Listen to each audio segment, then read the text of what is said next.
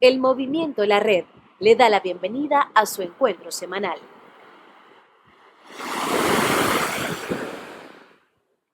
En el nombre de nuestro Señor Jesucristo le damos la bienvenida a un nuevo encuentro semanal de adoración y predicación del Movimiento La Red. Esta es una comunidad de fe que se reúne por medio de las redes sociales. Puede encontrarnos en todos los enlaces que ve en la pantalla. Y esta semana es muy especial porque comenzamos una nueva serie de sermones sobre el Evangelio según San Juan. Así que vamos a adorar a Dios. Adoremos a Dios. Buen Dios y Padre Celestial, qué lindo es alabarte y adorarte. Qué lindo es reconocer tu presencia y confesar que tú eres Dios, eres Señor y eres Salvador de la vida. Te pedimos, Padre, en el nombre poderoso de Jesucristo, que tu gracia sea con nosotros y que nosotros podamos adorarte en espíritu y en verdad. Pido una bendición muy particular para todas las personas que están acompañándonos en esta hora. Que sea tu poder con cada uno de ellos en el nombre poderoso de Jesús. Amén.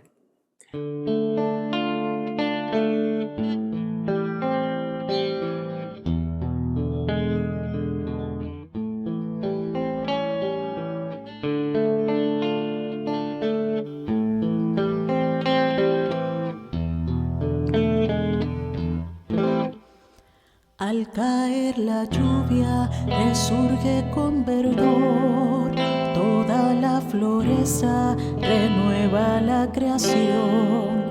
Mira el roco lirio, el duende ya brotó, bella primavera que anuncia su fulgor. Toda flor silvestre la malla el cunde amor, todo manifiesta la gloria del Señor. Cómo se te alaba en toda la creación.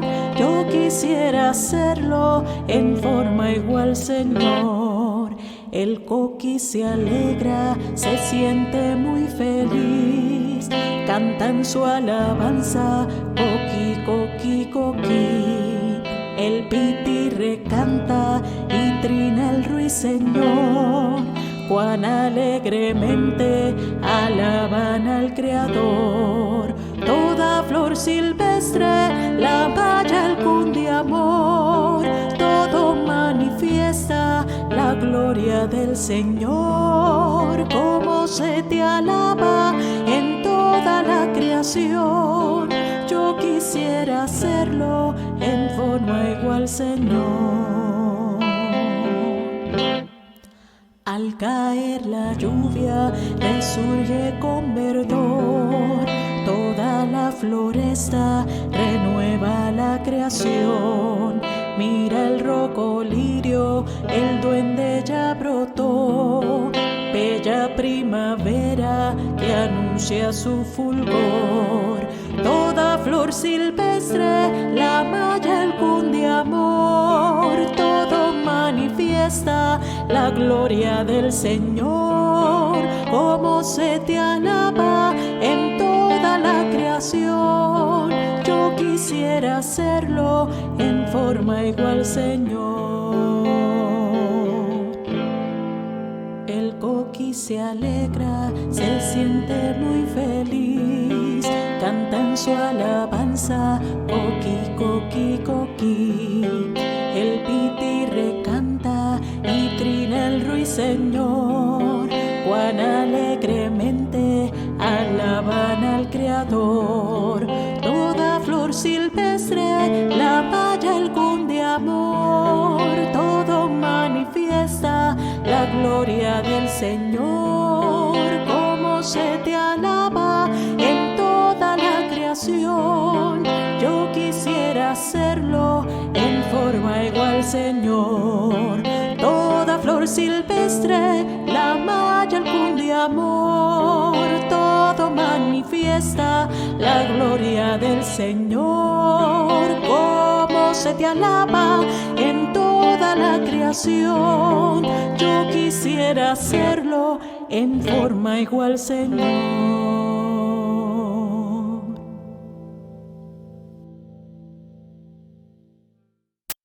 Todo es tuyo y de lo tuyo te damos.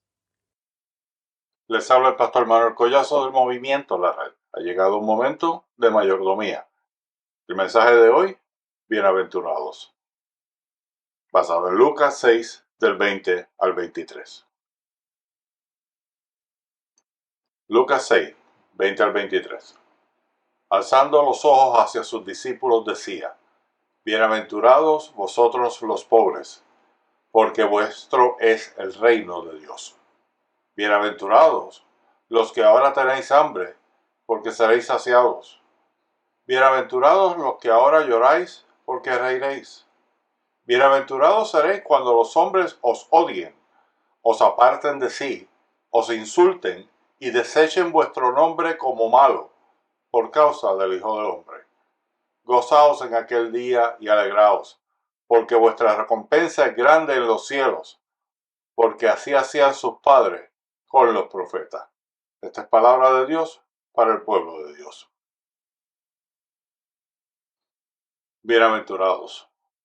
Aún en el mundo secular, el Sermón del Monte se considera uno de los mensajes más poderosos que se ha llevado a un pueblo.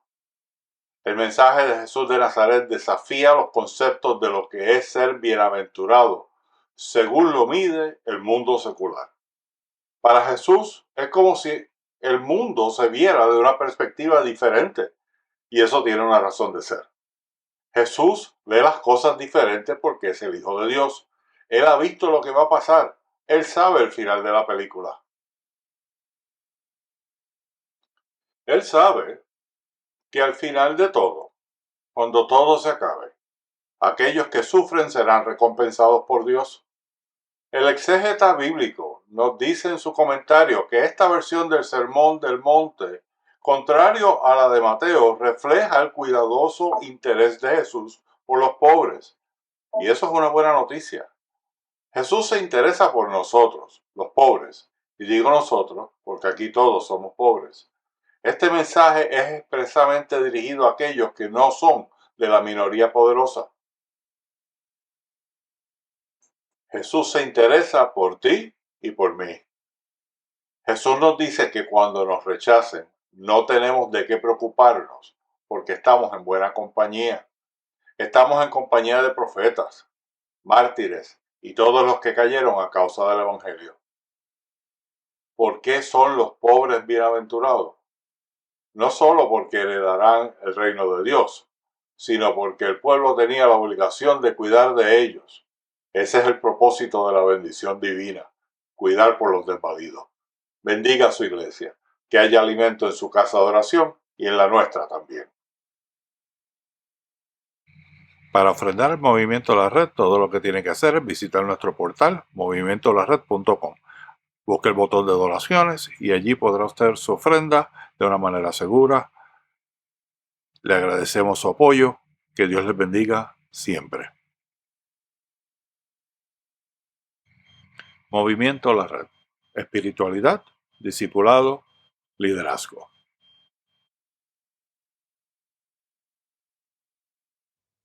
Escuchemos palabras de vida. ¿No te he dicho que si crees, verás la gloria de Dios? Esta frase proviene del Evangelio según San Juan. La dice Jesús y se la dice a Marta de Betania, la hermana de su amigo Lázaro. ¿No te he dicho que si crees, verás la gloria de Dios? ¿Qué es lo que quiere decir esta frase? ¿Qué enseñanza nos quiso dejar el maestro de Galilea con esta pregunta? Vamos a echarle un vistazo a la historia de donde proviene esta frase, esta oración. Se trata del relato de la resurrección de Lázaro. Lázaro de Betania era amigo de Jesús, una de las muy pocas personas identificadas como tal en los evangelios. Era hermano de dos mujeres, Marta y María. Y es muy probable que Marta fuera la hermana mayor, porque es la que actúa como la líder de la familia. Lucas menciona a estas hermanas en un par de ocasiones. Por ejemplo, en el capítulo 10 del Evangelio de Lucas se nos dice, particularmente en el versículo 38, que Jesús entró en una aldea y una mujer llamada Marta lo recibió en su casa. Noten que dice que la casa era de Marta. En los tiempos bíblicos era muy poco usual que una casa le perteneciera a una mujer. Y por lo regular se hablaba de la casa del hombre, no de la mujer. Así que esto nos lleva a teorizar que Marta, si era la hermana mayor, probablemente era viuda y ahora era la dueña de la casa y que sus dos hermanos menores, Lázaro y María, vivían con ella.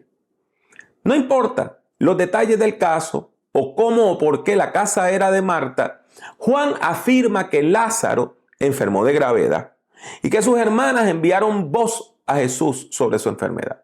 El mensaje decía: Señor, el que amas está enfermo. Claro está, aquí la palabra amar es el verbo griego phileo, que quiere decir amar como a un hermano. Así que una mejor traducción sería: ese que quieres como un hermano, tu hermano está enfermo. Jesús se encontraba al otro lado del Jordán. O sea, no estaba en territorio judío. Estaba en el territorio del país que hoy ustedes y yo llamamos Siria. Entonces, estaba allí escapando de un grupo de judíos que intentaban apedrearlo durante la fiesta de la dedicación en Jerusalén. Eso aparece en Juan 10, versículos 22 al 44. Jesús tomó la noticia de la enfermedad de Lázaro con calma. Con tanta calma que sorprendió a sus discípulos, diciendo: esta enfermedad no es para muerte, sino para la gloria de Dios, para que el Hijo de Dios sea glorificado por ella.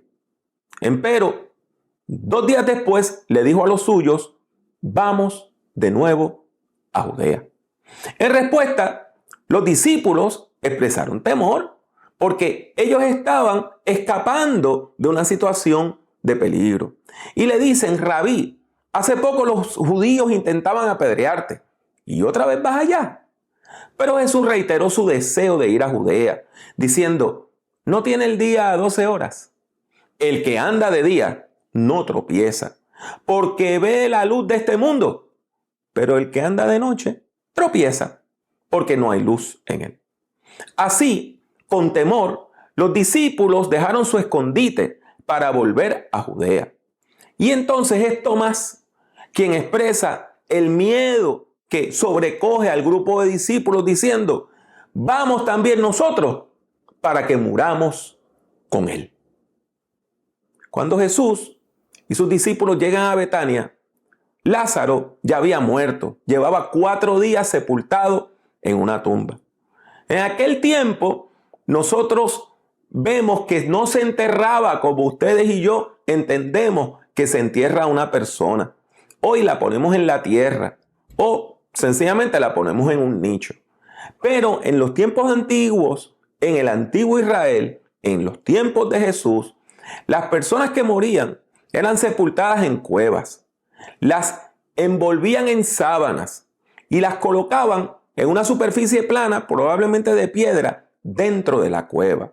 Y 2 o 3 años después, cuando ya los restos eran puros huesos, es que entraba una persona a la cueva y agarraba en la misma tela, en el mismo lienzo, y envolvía todos los huesitos y los ponía en una cajita pequeña, por lo regular hecha de piedra caliza, así que era blanca, que se llamaba un osario, o sea, el lugar para poner los huesos. Así que después de 4 días, no había nada más que esperar. El hombre había muerto. Y en caso de que hubiese ocurrido alguna otra situación, 4 días sin tomar agua, 4 días amarrado, 4 días en la oscuridad, seguramente Lázaro ya había fallecido. Tomás tenía toda la razón cuando él tuvo sospecha de si debían volver o no a Judea. ¿Por qué? Porque cuando nosotros leemos la historia, vemos que Jesús y sus discípulos están caminando hacia una trampa. Varias de las mismas personas que habían tratado de asesinar a Jesús estaban esperándolo en casa de Marta. Nos dice el versículo 19 del capítulo 11 del Evangelio según San Juan. Y por eso, cuando Marta se percata de que Jesús estaba cerca, ella sale de su casa, va a su encuentro y el encuentro es muy emotivo. Marta le dice a Jesús: Señor, si tú hubieras estado aquí, mi hermano no habría muerto. Pero también sé ahora que todo lo que le pidas a Dios, Dios te lo dará. Jesús entonces le responde, tu hermano resucitará. Y Marta le dice, yo sé que resucitará en la resurrección en el día final. Pero ahí Jesús dice unas palabras que son tan contundentes. Le dice, yo soy la resurrección y la vida. El que cree en mí, aunque esté muerto, vivirá. Y todo aquel que vive y cree en mí, no morirá eternamente. ¿Crees esto? Marta responde, sí, Señor. Yo he creído que tú eres el Cristo, el Hijo de Dios, que has venido al mundo. Nótese que el encuentro entre Marta y Jesús comienza con un reproche.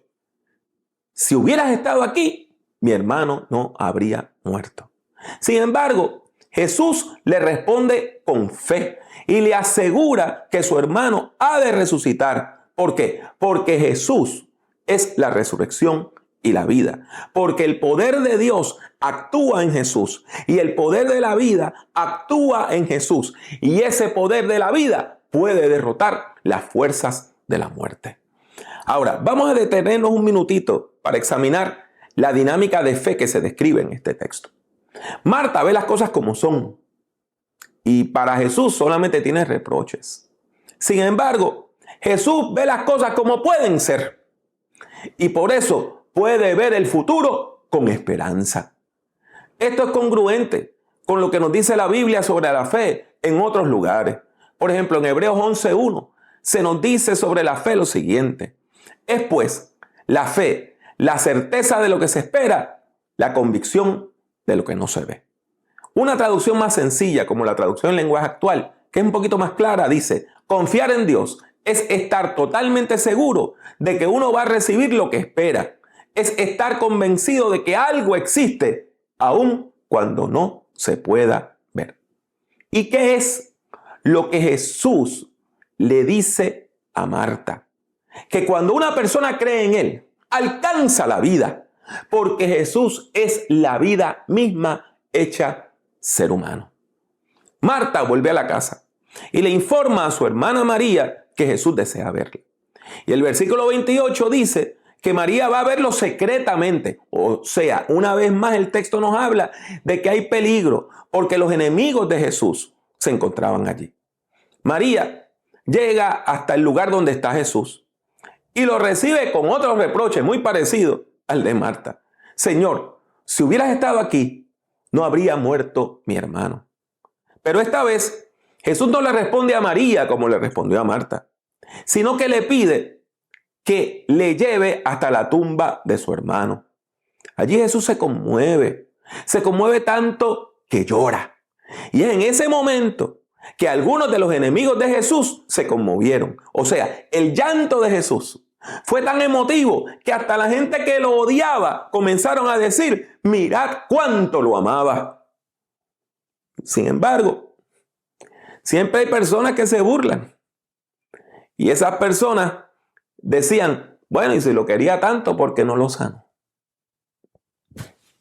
Jesús llegó al sepulcro y en un acto sorprendente ordenó que quitaran la piedra que tapaba la entrada de la cueva donde Lázaro estaba sepultado.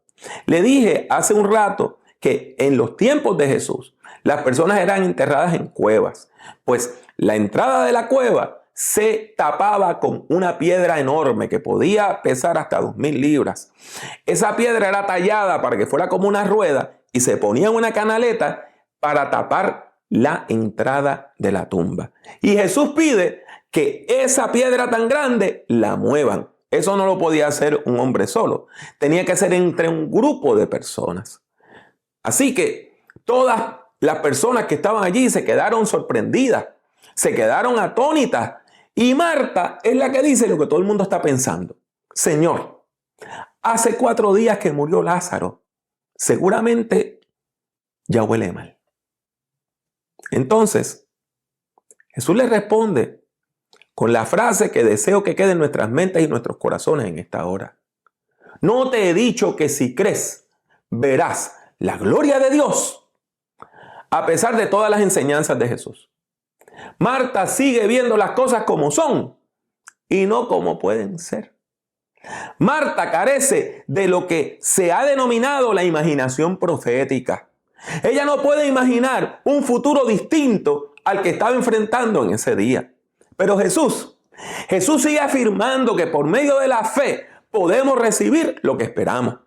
Podemos recibir lo que no vemos. Podemos recibir un futuro distinto. Porque Dios está dispuesto a darnos gloria en lugar de cenizas. Como todos sabemos, la historia de Lázaro concluye con lo que podríamos llamar un final feliz. El hermano amado resucita, sale de la tumba y continúa la vida que le había quedado tronchada por la enfermedad. Y ya sabemos el final de esta historia. Sabemos el final de la historia de Lázaro. Lo que no sabemos es el final de nuestra historia.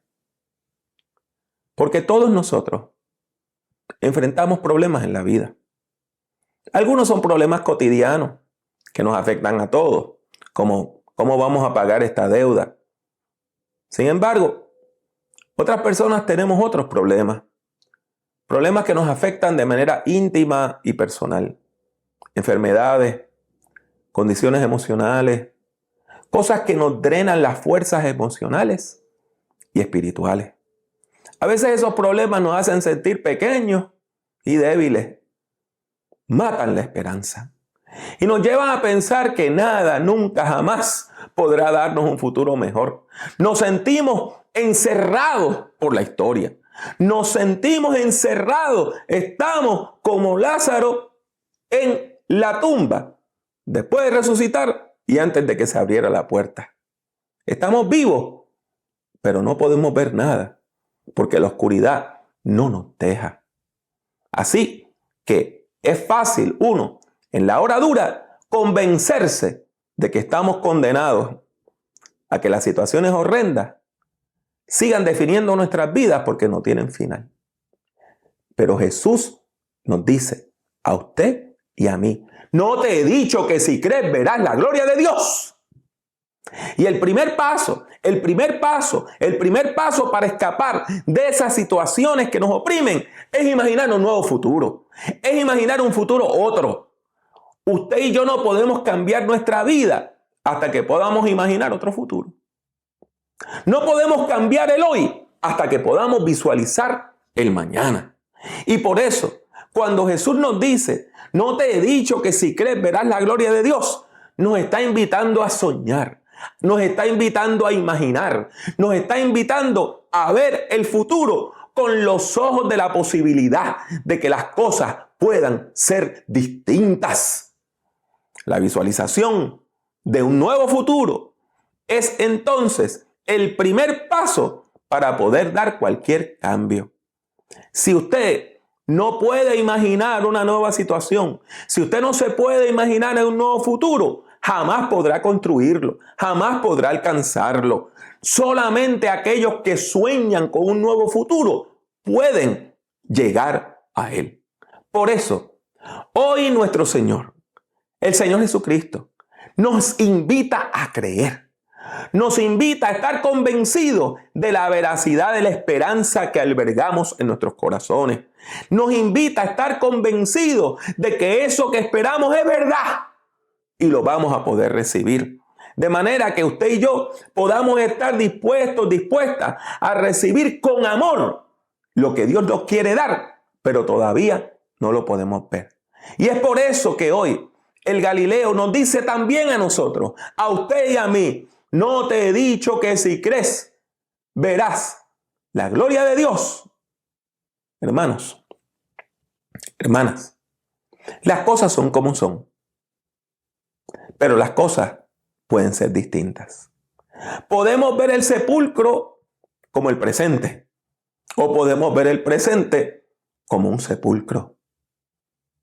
Pero también podemos trascender esa pequeñez y comenzar a mirar el futuro con esperanza, a la luz de la esperanza de la resurrección. Nosotros podemos vivir una vida sin imaginación profética, una vida donde todo parece que es una maldición y donde cada día parece que es idéntico al otro. O podemos vivir soñando nuevos futuros para nosotros y para los demás. Podemos vivir soñando y esos sueños convertirlos en proyectos y convertirlos en realidades. No te he dicho que si crees verás la gloria de Dios, nos dice el Señor. No te he dicho que si crees verás la gloria de Dios. Al final del Evangelio de Juan, Jesús le dice unas palabras al incrédulo Tomás que usted y yo también debemos tomar con atención. Le dice, no seas incrédulo, sino creyente. Hermano, hermana, no seas incrédulo, no seas incrédula, sé creyente, dice el Señor. Porque si crees, verás la gloria de Dios. Esa es la promesa que Dios tiene para ti en esta hora.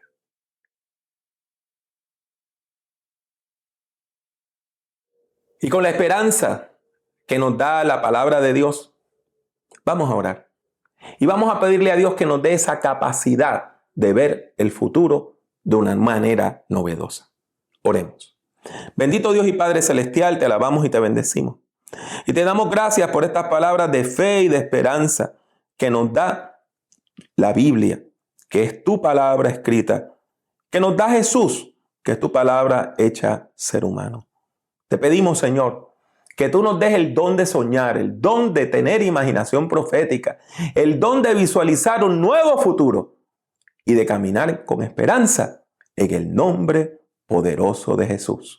Y aquellas personas que nos han estado viendo, que se han sentido como Lázaro, encerrados en una tumba sin poder salir, mueve la piedra, Señor, mueve la piedra que está tapando sus vidas, que está encerrando sus vidas, y libérales en el nombre de Jesús. Amén.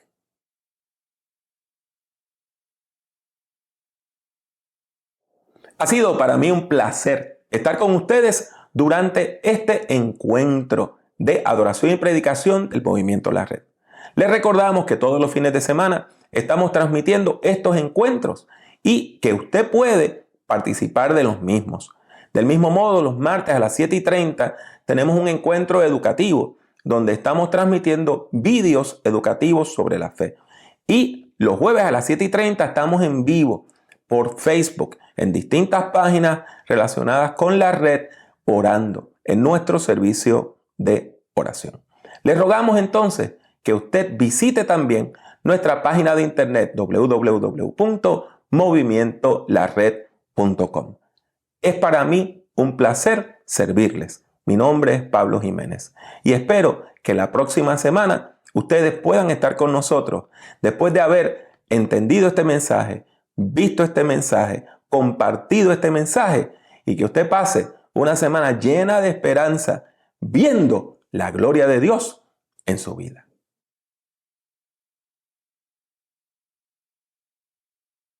Yo soy la resurrección y la vida, dice Jesús. El que cree en mí, aunque esté muerto, vivirá. Y todo aquel que vive y cree en mí, no morirá eternamente. Únase al Movimiento La Red visitando nuestra página web www.movimientolared.com. Busque el Movimiento La Red en Facebook y suscríbase a nuestra página oprimiendo el botón de like, me gusta. El Movimiento La Red es una comunidad de fe que se reúne a través de las redes sociales. La participación es libre y voluntaria. Está abierta tanto para ser su principal comunidad de fe como para enriquecer su vida espiritual. La Red es un movimiento cristiano que no está afiliado a denominación alguna.